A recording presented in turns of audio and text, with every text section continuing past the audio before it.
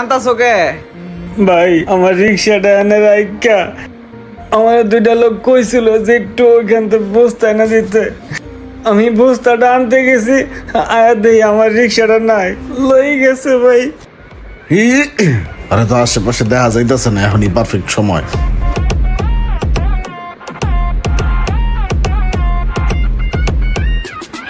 Good shot.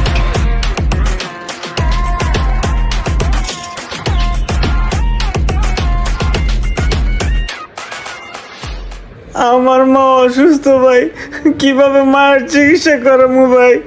রিক্সার গ্যারেজে কি কমু ভাই কোন? আমার কোনো দিক রইল না ভাই।